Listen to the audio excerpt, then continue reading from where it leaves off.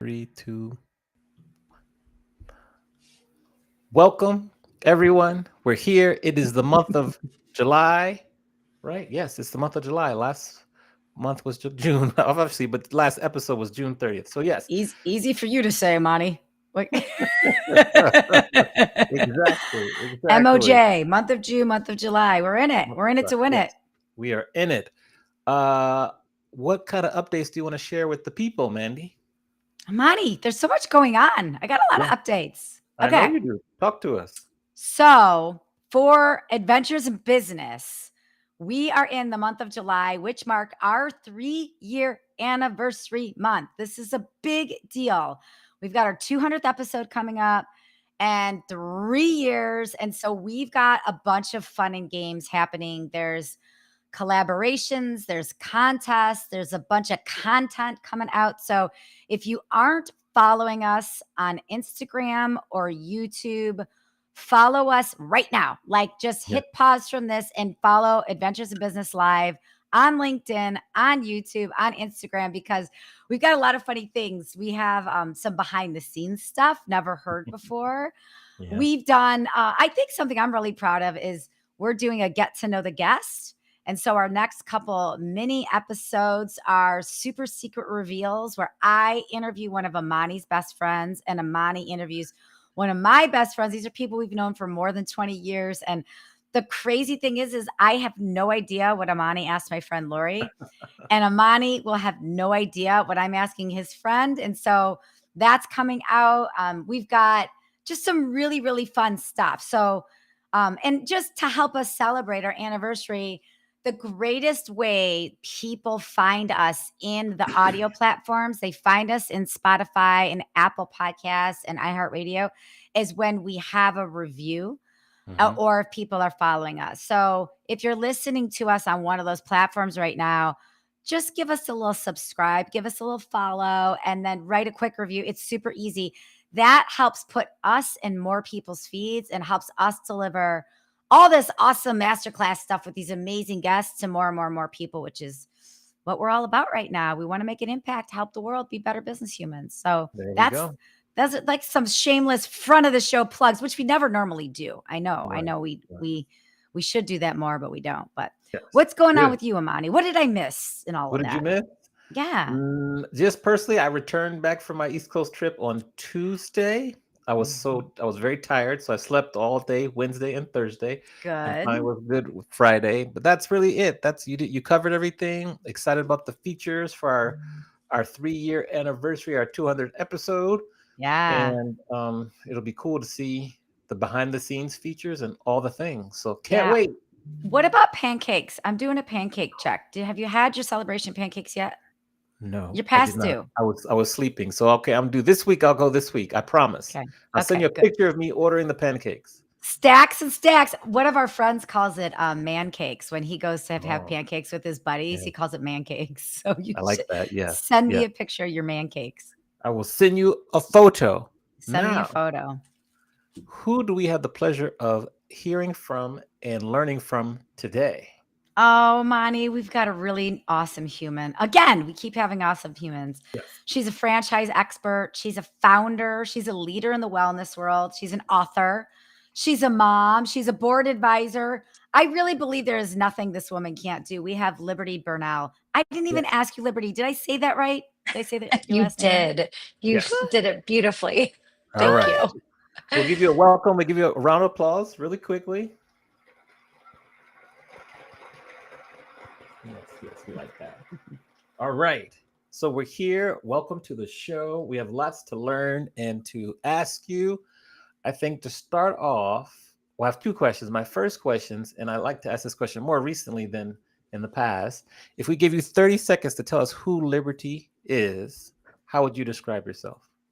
Wow, that's a great question right off the bat. Yes, we don't play No. around here.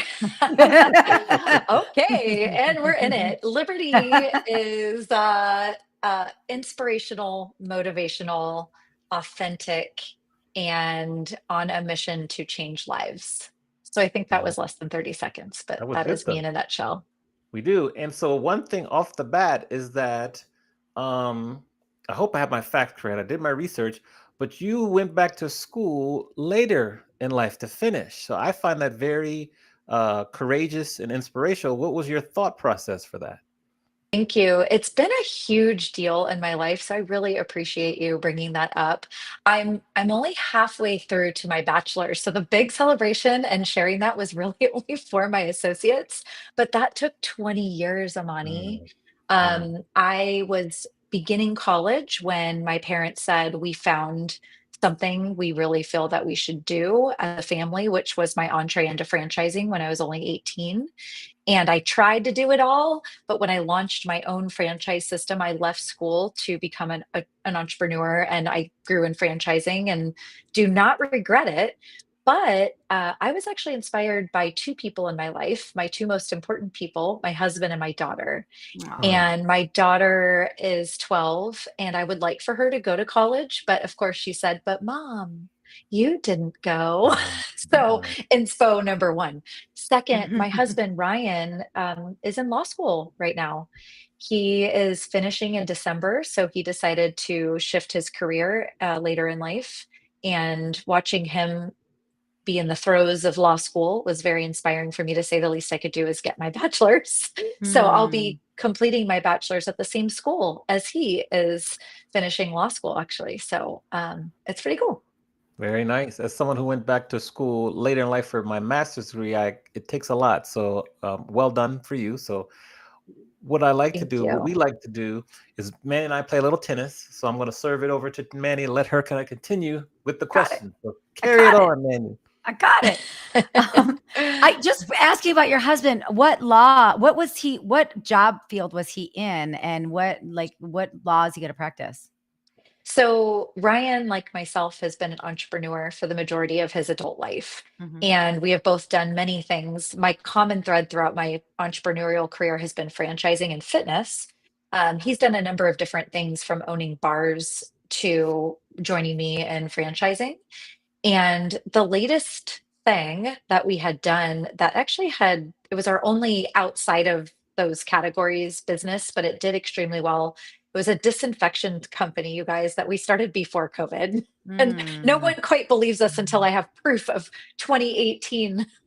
um, anyway, that business ended up becoming very heavily involved in the entertainment industry throughout COVID, and we became the COVID department on set for many television shows, movies, live productions. And throughout that experience, Ryan realized we just kind of knew there was an end point to that situation. And should we not move forward in the entertainment industry after disinfection and COVID requirements? And what do we do next? And Ryan had always wanted to be a lawyer. So Mm. we decided as a family, because it really, as you know, Amani, going back to school is a family decision. It affects Mhm. everyone around you. So we decided he could do that. So he was juggling working and law school, but for this last year, he is a full-time student.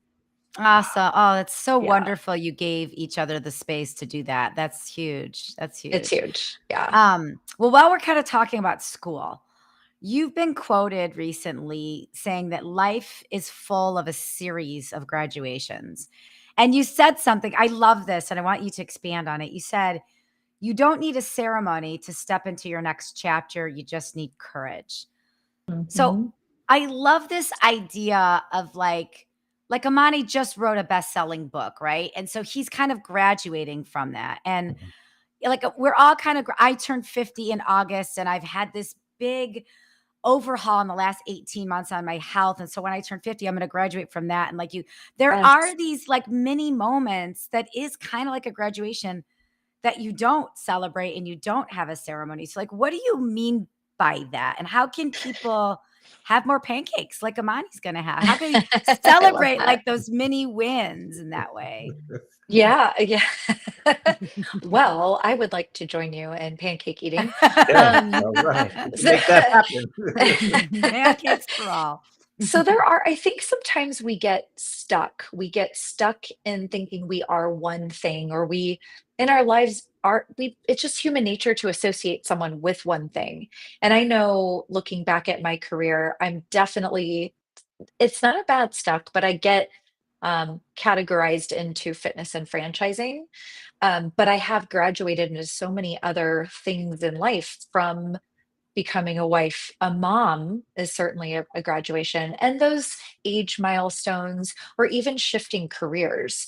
And I think we tend to do it what feels natural, but we know, like Amani with the master's degree, or for me, even that associate's degree, I made it a big deal. So a lot of people didn't attend their associate's degree ceremony, but you can make everything you do, whether it's education, just a life. I like to think of most of what we're doing are considered upgrades, even if it's a lateral shift, it's moving into your next chapter. And I remember thinking so I self-published the book that I wrote, right, speaking of COVID earlier, right before COVID in 2019. And that was such a milestone for me because essentially I had taken all of what I had learned and experienced over 20 years and put it into a book. And so even though the fanfare that I dreamed about didn't happen, I'd like to blame it on COVID, but who knows why. It was definitely a graduation point for me, and to suddenly become an author and however that looks. So I think whether large or small, it depends on the person, what you might call it. We go through a lot of changes and shifts, and we should celebrate each and every one in our own way, even if it's a pat on the back on yourself. Just recognize it. It doesn't have to be public, but it's good. It's good to shift and change. We don't have to just be one thing. We can, I can have 12 roles and 10 jobs, and that's okay. We don't have to lock Mm. ourselves into just a single unit. And with your health shifts, that you are who you are today. And I think milestone birthdays shift us. I know my 40th and then my 45th were big shifts for me as well. Um, you're not just one thing. I just was reminded that our cells regenerate every 7 years. Not one cell in our body today is the same as it was 7 years ago. We literally become new humans. It's okay to become something different or more than we were a week ago or a year ago or 7 years ago. Yeah, and why not graduate and have your own ceremony for it, right? Like, that's really Yes, cool. Well, so recognize that. yeah, so I wanna go back to you're a young adult, you get tapped on the shoulder by your family to say, "Hey, we're gonna do this thing." What was your role in your first franchise, and how did that impact you? So the very first role I had in franchising was as a franchisee. In the 90s, there was a very wildly popular company called Curves. If you remember, it I was knew women's. curves, yeah, Do you? yeah, Yeah, it was mhm. women's fitness. And it was before we ever called fitness centers boutique studios, but we were leaders in women only boutique fitness studios. And my parents had heard about it. They were looking, well, my dad was retired and he is a whole other story, but my father was 58 when I was born. So I had kind of a unique upbringing because of that alone.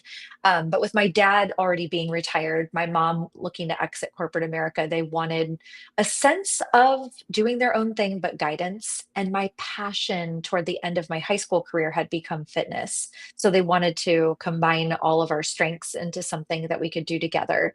So we bought one Curve studio gym in 1998 and then a second location in 1999 here in San Diego. We became their franchisees of the year. We had 1,000 members between just two locations. Wow. But we discovered that there were what we thought issues, with equipment, with the business model, with certain things. So as they were growing, we sold our two locations and I had an idea for Liberty Fitness. Hmm. So it wasn't meant to be a franchise, but I don't know if you want me to continue into that part of the story, but Yes, go for it. I've got to okay. follow. I've got to follow up. But yeah, go with the Liberty Um, Fitness. Yeah. the Liberty Fitness story is I loved Curves and everything they were doing, but I was 20 years old and Curves really was meant for it just tended to be for women who were of an older age, a certain demographic, if you will. And I thought if I could just create something like that, but for women of all ages. Mm-hmm. So long story short, I opened one studio, it grew to two, it turned into a franchise system that my family owned. We did end up designing and manufacturing our own equipment to make it Mm-hmm. really good. Mm-hmm. And we ended up selling it to private equity and had 65 locations when we sold it. So, that was all Wow. within about a 4-year time span. Wow. So we have something in common there because in the mid 90s, I worked for Quality Fitness for Women in Ohio. Oh, And Quality wow. Fitness for Women it was built to compete with Curves. And it was kind of the same thing. Like they wanted a younger demographic, but younger moms. So they put themselves in the middle of emerging suburban areas in Ohio Yes. to capture like the new moms that were having trouble like juggling. Like they worked out all the time and now they're new moms and they can't even take a shower in a day kind of thing. So it Yes. had like a babysitting room in there and it was very Oh, centric for that, right? And I worked very there and I cool. loved it. But then they opened another facility and it seemed like they didn't know how to grow their business. So I was like bouncing between, Oh, so I was managing both clubs. I was teaching aerobics and personal training at like both clubs.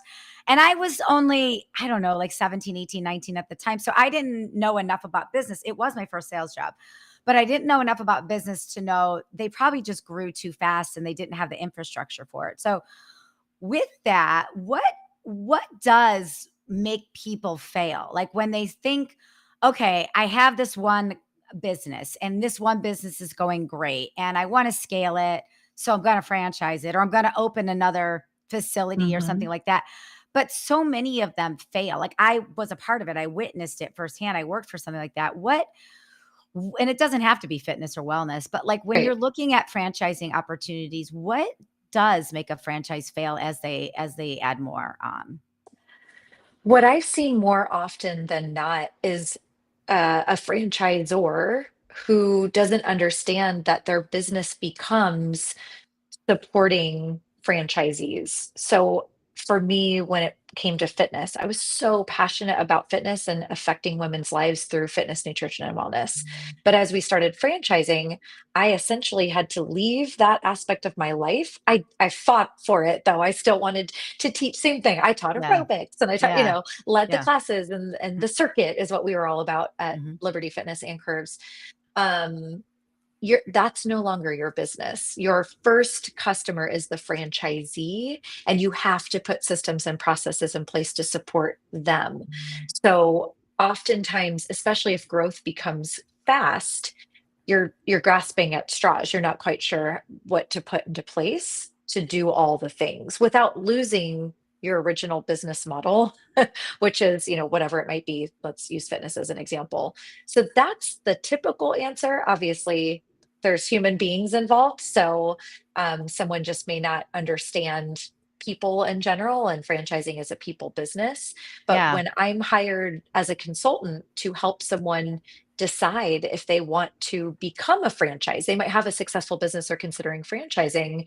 um, Part of what I take them through is that scenario of, would this be the right fit? Because here is your job now. It's no longer over here, it's here. You become like a people man. You get back into leadership, like a people manager, Yes. giving people what they need, Yes. making sure they have the support they need, they have the growth mindset, the inspiration, all of that. Yes, Yeah. exactly. And I mean, it's very different. And franchisees aren't normal customers. Oftentimes, franchisees have put a mortgage on their home to fund the business. They've Mm. turned in their retirement account to fund the business. So it's huge, and every tiny decision matters. So that is what I discovered at a very young age, that it was great to hit 65 locations and franchisees, but I felt like I was carrying the weight of all of them and their things Mm, on my back every day. It was extremely stressful because it mattered so much. It wasn't, not to say a job isn't important, but it wasn't a job where they could go find a new job. It was everything to yeah. them. I want to kind of go back to something you said earlier because you talked about courage. I want to know, what's your definition of courage? Oh, you're really asking the big questions. The definition to me of courage is stepping forward blindly. And it doesn't mean literally blindly, but courage means you likely don't know what is in your next step and you move forward anyway. Hmm, love it. And then as we were speaking about different types of graduation, what's been your favorite graduation in life so far? Hmm. Becoming a mom. Uh, Aw. okay. Tell us why. I mean, I know why, but I don't want to assume why. Oh my goodness. I just was having a conversation with my husband about this, about how having Gracie, my daughter's name is Grace, and we call her Gracie, she made me a lot less selfish, for one. I wasn't an entirely selfish person, but when you make decisions not just for yourself or your partner anymore, but this little being, and just realizing how much I do help to form her life and the future, it's huge. And now every decision I make, every inspiration and motivation I'm part of, Gracie is part of that, just bigger now. I mean, I can't even remember what my life was like before her. Mm. Yeah. Aw. Special shout out to Teresa Marie House, former guest. She's in the chat joining us. She says hello. Yay! Hello, Teresa. Hi, Yeah. Teresa. In franchising and particularly entrepreneurship, there's a lot of volatility, ups and downs. What advice do you have for people who are Mm. experiencing a lot of volatility in their business? And how have you been able to get through that as an entrepreneur? Oof, take big deep breaths all the time. I used to, and I would say when Gracie was really young, at that time I was part of a franchise system that had started in Australia, and they wanted to grow in the US. So they had identified me as that person to help them grow. So I said, I'll own the flagship location, and I'll find franchisees, and I'll support them, and I have a 2-year-old. No big deal. So I would take it all on and have big hairy meltdowns on the regular, thinking that was normal. And something I've graduated to recently was putting more mindfulness and a calm way of being first. And everyone's talking about that. I feel like lately, regulating your body's systems before you can go and function in your business is really important. And I don't even want to minimize it by calling it self care, because it's so much more than that. But putting your needs and your family's needs first is okay. Whether you're a man, a woman, you have a partner, you don't, you're a parent, it's extremely important, because eventually things will fall apart if you're not all the way together yourself. So, any aspect of your business, if you can make decisions from a calm mind and a calm place, it's really important. And the simplest thing, but it always boils down to this for me, is get enough sleep. Mm. I used to Ah, pride myself on not having to sleep very much, but oh, get that sleep. be fresh, be ready. And if things go awry that day, start over the next day. It's okay. All right. We like it. I'm gonna have more questions, but I'm gonna let Manny continue because I want to go back to your role as an author. But let's let Manny go first. I love it that you say get enough sleep, because when people tell me that they sleep 4 hours a night, I get heartburn. I'm like, Same. I can't function. And I do love this idea. I feel the same way. Your body just needs a reset. Like, just get a good night's sleep, just one good night's sleep. It just It's does wonders. everything. It's everything. So yeah, Yes. we're twinsies on that for sure. For sure. So we've Yes. had some other guests in the past who are founders of their business, and they've considered franchising their business, many different types of industries. When do you get involved in the process as a franchise consultant? Yep. And is every business made to be a franchise, or are some businesses left just as they are? Well, I'll answer the first part. So, as a franchise consultant, I personally am a little unique in that I've worn every hat in franchising there is. So, I can help someone either decide if they should become a franchise. I can help a franchise system grow. I can work directly with franchisees to support them. And as of this past January, I also help people match to the best franchise system for them. So I Mm. do a lot of different things, anything to do with franchising. Um, can every business be a franchise? I personally believe the answer is no. It doesn't mean that's the real answer. That's just my opinion from 27 years of experience.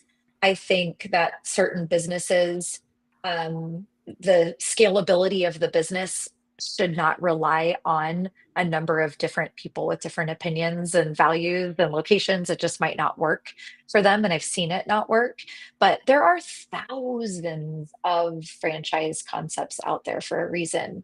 And everything from literally being a consultant is franchisable, Mhm. to owning, the jumpy house business that the kids love, like all those fun things like the trampoline parks and things like that. And we all know food, and so yeah, I hope that answers both questions. But It totally answers it. Yeah. So oh, good. if somebody's got a little extra money to invest, and they're analyzing passive income, or Mhm. getting involved with a franchise business, or buying real estate, like why is franchising or getting involved with a franchise, why is that a good decision for an investment?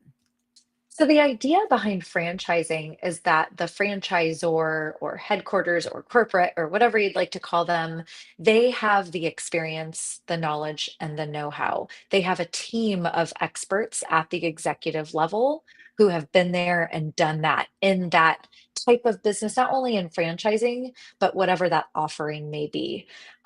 So a new entrepreneur who has an idea is that's amazing. And that happens every day, and that is wonderful, but they will likely make mistakes along the way, and they're very costly.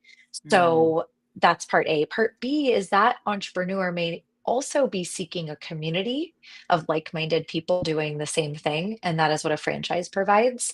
A franchise also, if it's more established, can provide a well-known brand so that the new company doesn't have to build a presence. It's already there within a franchise system. Okay. And then last follow-up question. What are some red flags if somebody's interviewing different industries or different franchise opportunities, and they're asking all the right questions, and the answers they're getting back are XYZ? Yeah. What are those that are red flag to Good potential? Ooh, question. Good Yeah. question. yeah, great question. The biggest red flag in franchising, and it's actually a hot legal topic because it's not legal anymore to do this, but that's why it's a red flag. If a franchisor is promising the moon, the stars, the sun in terms of income, Mm. huge red flag. The Federal Trade Commission now oversees franchising and has for decades, but there are very strict laws about what a franchisor can and cannot say to a prospective franchisee. And if you're a prospective franchisee and you call and they're like, you can make $8 million your first year, and um, huge red flag, and oftentimes the biggest one you want to run far, far away. Okay. Good. Interesting. Good. Good tip. Now, now you've been a coach officially for like 6 years, we'll say. What inspired you to start an official coaching practice? Yes.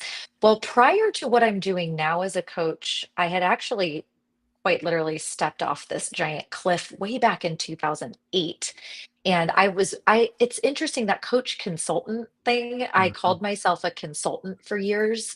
And I first did it in 2008 and it evolved. And then the official Liberty Bernal coaching of the last 6 years changed. Because I think now, I don't know if this is going to make sense, but I'm a little bit more human about it.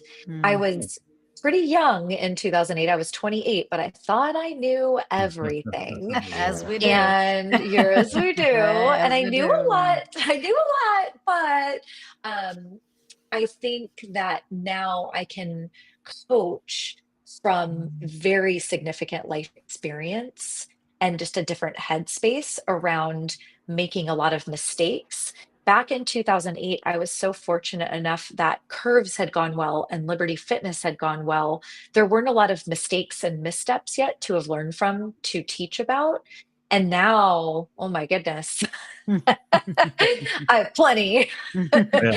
And actually, I was asked to speak on a panel once that was do as I say, not as I did. Yeah. Oh, Yeah. that's Yeah. so That's a good. great What a title. great title. Lessons, Amani, we got lessons to remember learned. that. But yeah, That's a make a great note. It's one. a really good Yeah. topic. But that's what we get, right? With our wisdom and with our life experience. And we can bang our heads against a wall to try to get younger people to listen. Don't make the mistake I did. But it is very valuable. So that is primarily why I've stuck in coaching and consulting. Is again, I mentioned at the beginning, I am motivating and inspiring, and I want to affect lives. That's part of it. Is learning from my mistakes and teaching on what I didn't do. Yeah. Yeah. What's maybe your favorite mistake that serves the best teaching content? uh, I think it goes back to around that time I mentioned earlier with taking on Oh so yeah. much. Yeah. And I don't want to say too much because for everyone it's different. Perhaps someone else in my shoes at the time would have done great and they could have handled way more than I did. But a huge aha moment for me at that time was leaving my house and driving away to go to work, which at the time it was at this fitness studio where I taught 15 classes a week plus was running the franchise. I looked in the rearview mirror and the nanny was walking my daughter in a stroller, and I just thought, whoa, that is not that anything's wrong with that, but realizing that was the majority of Gracie's life at the time. And I needed to change something so that I was also the one doing that. Right. So that was an aha moment. But again, it took me having near breakdown to Hmm. get out of that. And the problem I think is that there is an element of our society that applauds the juggle and the Yeah. Hmm. struggle. And I felt like, oh, I've got to keep this up, and at the same time, you guys, I was training for like a half marathon a month and, just, it was so too much. So I would say, if that answers your Yeah. question, That's a great answer. yeah, that, Yeah. that, mhm. What has been the key for you to like grow your coaching business? Because there are a lot of people who watch this show and listen that might be thinking about, they want to be a coach, they want to kind of grow their coaching practice. What's been the key for Mhm. you? Consistency with utilizing a network authentically. So I've been in franchising and in just I love networking and I love people. So along my career, I've made all of these really great relationships, but not to use them, to build relationships. And I know that it technically has a value, but I've never really viewed it that way. But when I started this latest part of consulting and coaching, which is connecting people to a franchise, I am utilizing my network and letting them know what I'm doing so that I might help them if they want to explore franchising. So far I call my clients in that part of my world candidates because they become candidates for franchises. Every strong candidate that I have worked with in the last 6 months has been because of my network, not marketing. I've not spent a dollar on marketing and Mm, advertising. It's been just putting the word out and staying true to myself, by letting them simply know what I'm doing and they're trusting my experience. interesting. So we're on a call here or episode with three authors. We always have to ask you, like, what did you learn about yourself through the book writing and release process? Ooh, I learned. So I'm currently writing two. So I've had two really different experiences. The first time in 2019, I wrote my book in 3 weeks, but it Mm, had been percolating for 20 years Mhm. or, building.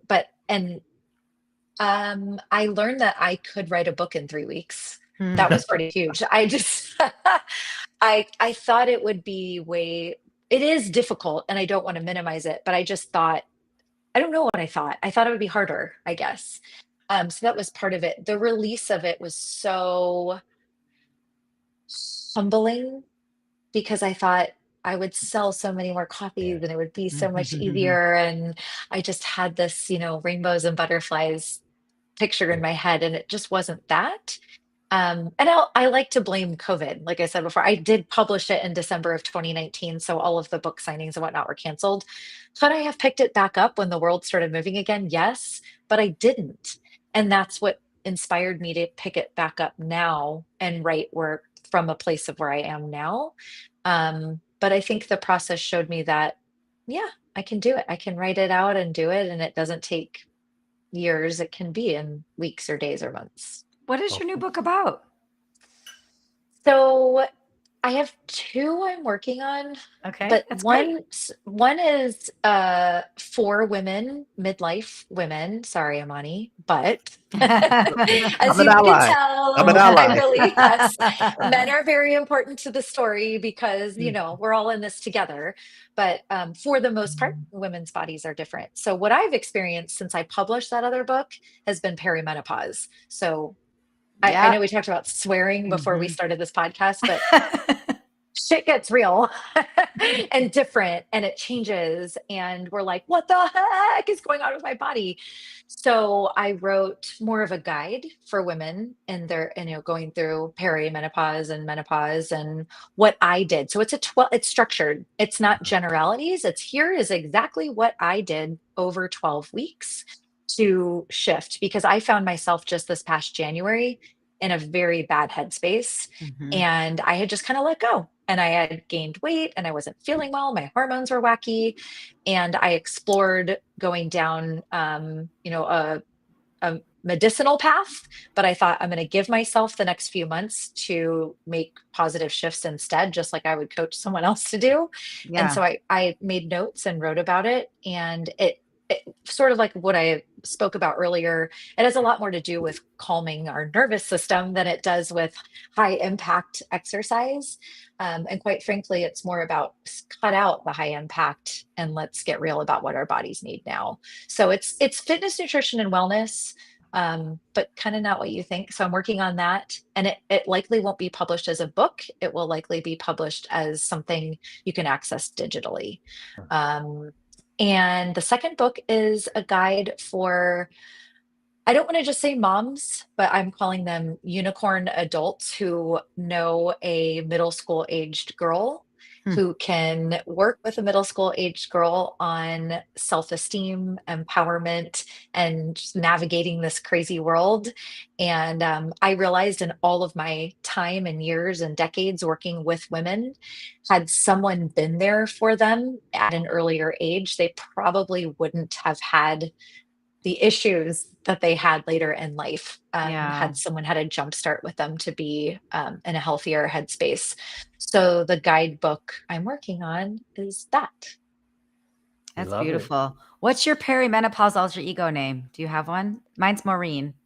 Whoa, really? I don't know. I need help. I need one, Mandy. Maybe we can think about that. Let's brainstorm. Let's brainstorm. Let's It's got to be brainstorm because like the it, same name, like the same initial, right? Like yes. Lisa or Oh, Lacey or yeah. Like, Lexi or something. yes, Yeah, yeah.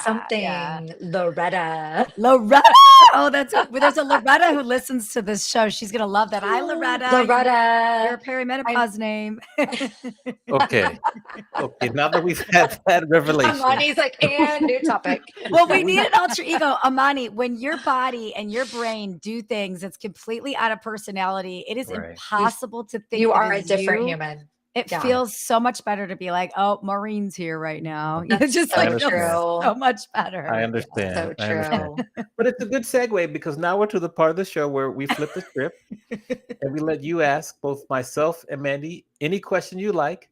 So nothing is off Yay. limits. So what is said question and who do you want to ask the question to first? Oh my goodness. Okay, you guys, I'm referring to notes because I did write a couple down, but I have some in my mind as well from this conversation. Um, but well, my first question that I don't need to refer to notes for is why did you create this podcast? Mandy, since it's our third anniversary, I love how you tell the story. Oh, good. Third anniversary. Amani and I were volunteers for an industry organization. Well, Amani was the president, and I was a volunteer on the education committee. And it was one of those calls where they're like, how do we get more people to the annual conference? And I was like, oh, I was just interviewed on a LinkedIn Live last week. It was great. Like, why don't we just do that once a week, leading all the way up to the conference? And people were like, great idea, Mandy, go for it. It was one of those, like, you bring the idea and then you have to do it.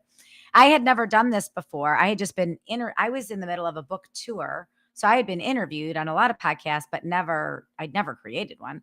And Amani was a live streamer, DJ. He's like, I'll do that with you. So So cool. he and I, like 10 to 15 minutes once a week, would interview speakers from the conference, sponsors, philanthropy projects, facility people, like anybody that had anything to do with the conference once a week. And it helped generate some more registration for the conference and it raised some awareness. So after those 6 Awesome. weeks, we were like, well, now what do we do? Like the conference happened and we really It's over. hanging out. And so we decided to create Adventures in Business Live. We I love both it. love business. We both run multiple businesses. And we thought, part of us we get to interact with all these cool people in different industries. So part of us wanted to bring these stories to other people so we can learn Yes. from each other. And then the other part of us was like, let's meet cool people and network with them. Let's build our network. And then the other part is a masterclass. Like Amani, I always make fun of him. He's got his journal and he's always like writing his Oh, journal, but like lessons he's learning from Adventures in Business once a week. So awesome. always feel like we get more out of it. Oh, there it is. We get more out of it maybe than the audience or the guest does. But it's been a great 3 years and we're going strong. We're not stopping, just getting started. Mhm. Great That's so answer. cool. Mhm. Yeah. Do you have anything to add, Amani? Well, no, Mandy described it so well. I just like the masterclass, but like right now, we are in a masterclass on franchising, what to do, what to look out for, the red flags, how to make sure you don't overcommit. Like this is a masterclass. This is a perfect example because I knew nothing about franchising really, but just some of the things you're telling us through your stories. You're not teaching us just through your stories is very valuable, and I think that's an underrated part about doing podcasts. Yes, absolutely.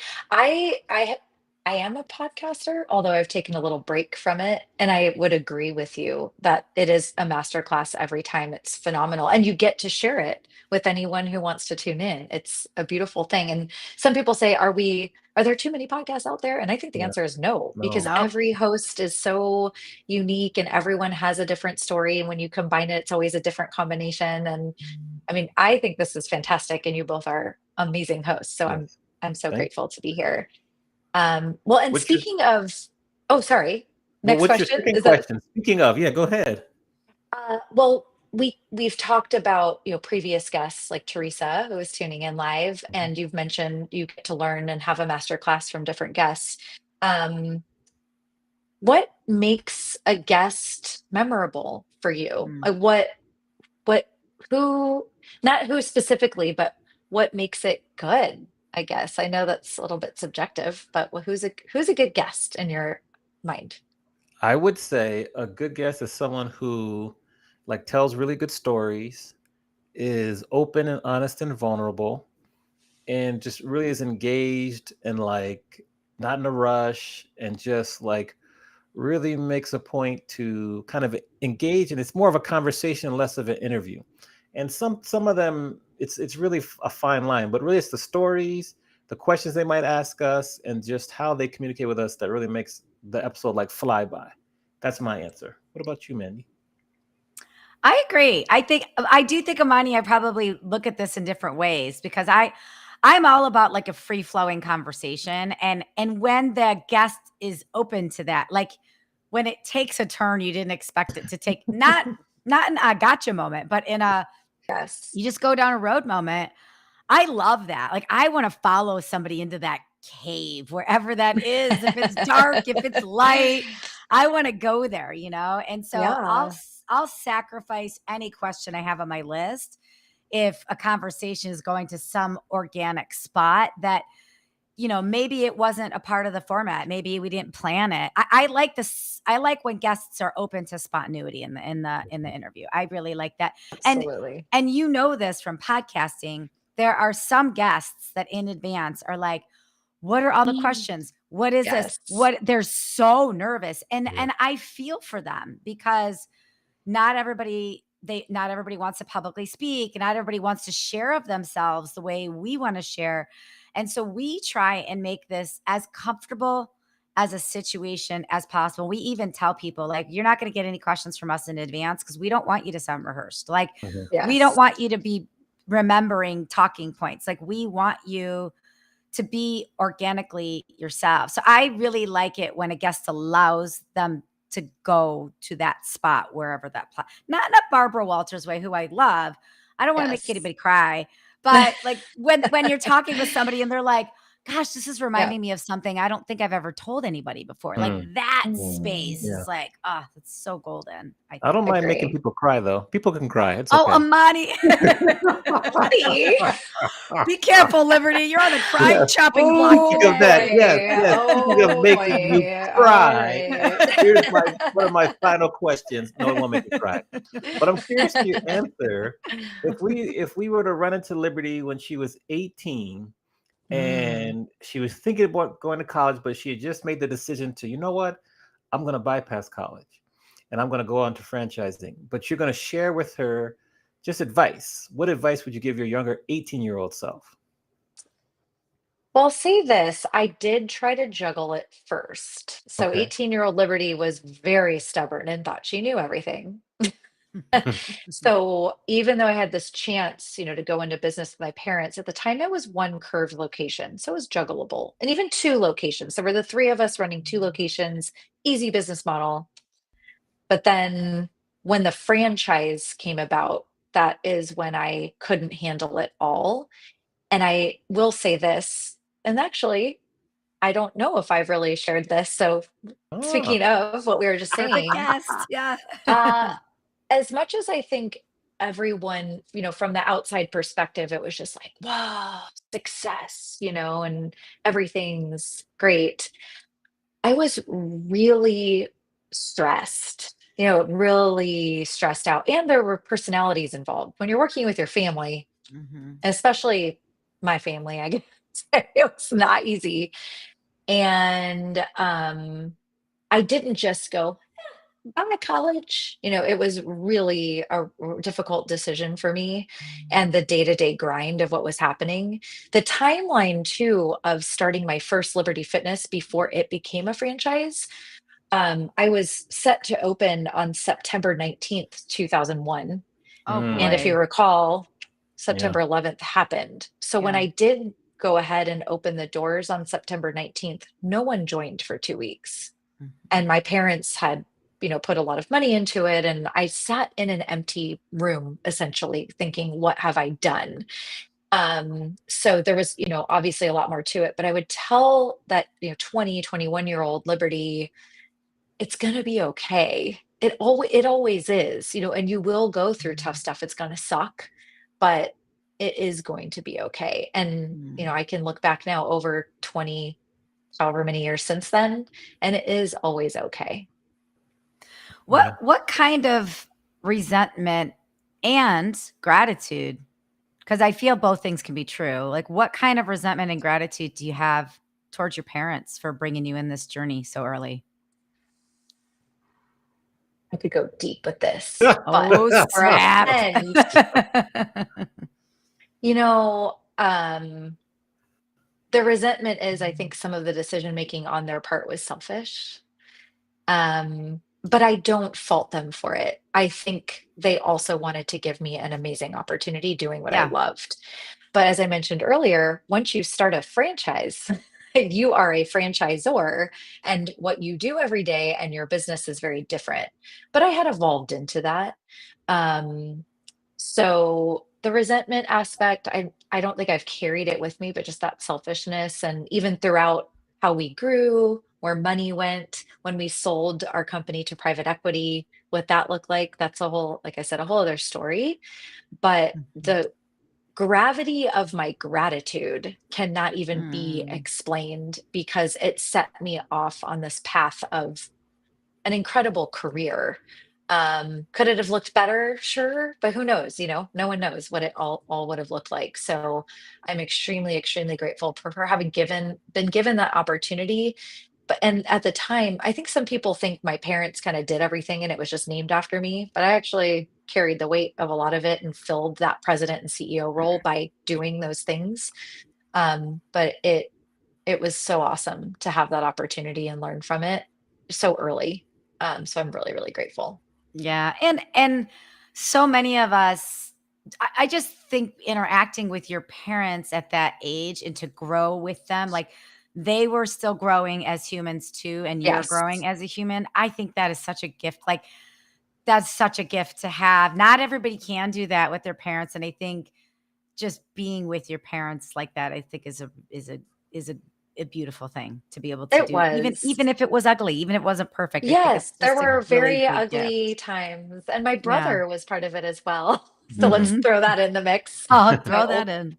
my 6 years older brother, who, at the time seemed so much older. He was, 28 and I was 22, and we were running this company. But we ended up going through a lot together. Curve sued my family Mhm. along the way, so we went through a giant lawsuit, but we won, so that was Yeah, you good. did. But just going Congratulations. through those, thank you, going through those not only at the age that I was, but with my family. There it was quite the experience, but it Yeah. was ultimately it was positive. Thank goodness. Before I know we're wrapping up here, I wanted to touch on this earlier and I forgot to ask about it, but this is a really, really important work that you're doing with the Strong Body Collective. So what is the Strong Body Collective and why did you create it? Yes, Strong Body Collective is a program for preteen girls. And I can see it evolving into teenagers as well, into high school age. But it started because Gracie is my inspiration, as I explained. And I was starting to take notice of the conversations that she was having, or conversations that I was having with moms, mostly some dads, about what is influencing these girls today. And just everyone says, oh my gosh, it's so hard, and that age is so hard, and they are already naturally changing and not understanding that, let alone just being in 2025. But even not 2025, when I was Gracie's age, it was 1992, and it was hard then too. Mhm. So Mm, I started looking for some sort of program that could help Gracie, and I wasn't finding a whole lot. And a lot of them were geared more toward athletes or athletics alone. And I really wanted to find something, and I ended up creating something that was more supportive on the emotional side without being a therapist. I was lucky enough to have a family therapist review my content, but I created a program that can be done in person through a guide and also online. It's all the online and the guide are in development. But I did complete the first 6 week program. It was a weekly 90-minute session with a small group of girls, mm, where we did everything from journaling to yoga to light jogs to writing a note to their future self, to writing a note to an adult that they want to thank, to mm. breathing exercises, finding their calm, all these things that support, again, sort of what I'm going back to in my guide for perimenopausal women. But Starts and ends. Yeah, yeah. let's start that younger, and just support it. Some of the moms that were I was talking to were saying things like, my 12-year-old is back to having 2-year-old meltdowns. Why is that? What's going on? It was because she couldn't regulate her emotions because no one was really teaching her. So, physical, mental, emotional wellness. And for those girls who might not have a team that they're on, my daughter Gracie is not conventional athletic, kind of like I was at her age. I found acting and singing and dancing to be more my jam than soccer and anything else. So the girls on teams get a little bit of that Yeah. conversation, but especially for young girls who aren't having any access to that, um, that's why I founded it. So I know that's a big answer. But if anyone's interested, I post a lot about it on my Instagram, and I have an Instagram that is the Strong Body Collective as well. Awesome. And you can see a lot more about it. And is that something anybody can join? Is that something, if we know a 12-year-old, we can bring them there, we can participate It's with them? Like, how soon. do you get involved? Yeah. That is why I decided to take it online. Right now, it's in North County because I'm in North County, San Mhm. Diego. But I wanted it to be, a nationwide, if not worldwide option. So the guide is a series of activities, exercises, and reading material for this young lady and her adult to work through Mhm. together and maybe talk through some topics that would come up naturally or maybe not come up comfortably, but Mhm. make them more natural and comfortable. So very soon that will launch. I actually have a Kickstarter going. It's not going to hit its goal, I don't think, but I'm in the midst of fundraising to build that out a lot lot Awesome. Send us that link and we'll put it in the show Thank notes for you. you. I Yes, for will. I will. sure. Yeah, for sure. That's Okay, good. awesome. We Cool. appreciate your time and just the stories you've shared, the teaching. It's Thank been you, very Marty. valuable. I think we didn't even get to some of the other parts of your business, what you do, but that could be for part two. Yay. But just continue to. I just think it's so unique the niche you're in with your coaching. People on what franchises to maybe go after, and that's very different and special. And I really appreciate that. So just props to Thank you. you. Thank you for being a guest. And then what we'll do is we'll put you in the green room now. We'll give you a round of applause, but we can't Thank wait to you. continue to watch your story and see what else you bring to us. Thank you so much, both of you. This was wonderful. I really Yeah. appreciate being here. Thanks for being here. Awesome. It's good to see you. You Round of too. applause Bye, here. Round of Liberty. applause. Here Thank we you. go. Okay. Thank you very much to Liberty. Mandy, another great show. Who do we have to look forward to next week? Amani, we have the Yes. most important guest of the last 3 years. For next week, yes. Who is it? It's our 3-year anniversary show. Okay. And you had a really interesting idea to interview me. Ooh, So okay. you are interviewing Mandy Graziano. And I know because I interviewed you earlier this year. For the book, And you yes. said, we were talking about what should we do for the 3-year anniversary show. And you said, I think I'm going to interview you. I said, all right, I'll get ready. Okay. It's going to be an All right. hour of fun chats, excitement. Who knows what's going to happen? You interviewed my friend Lori. You probably have more intel on me than you've ever had before. So Mandy Graziano, I'm your guest next week, Amani. Good luck with that. Okay. That is good. My research is already ongoing. I am preparing Oh, all my no. questions. Oh, no. With that, make sure you rate, review, subscribe on the platform you're watching or listening on. Please don't forget to give us a review. Do that. Subscribe across all platforms, particularly YouTube. We're seeing a lot of great activity with our YouTube, so keep that in mind. Thanks to our guest today, Liberty, and we will see everyone next week, 1 p.m. on the West, 4 p.m. on the East Coast of the United States. And we will see you all very soon. Bye.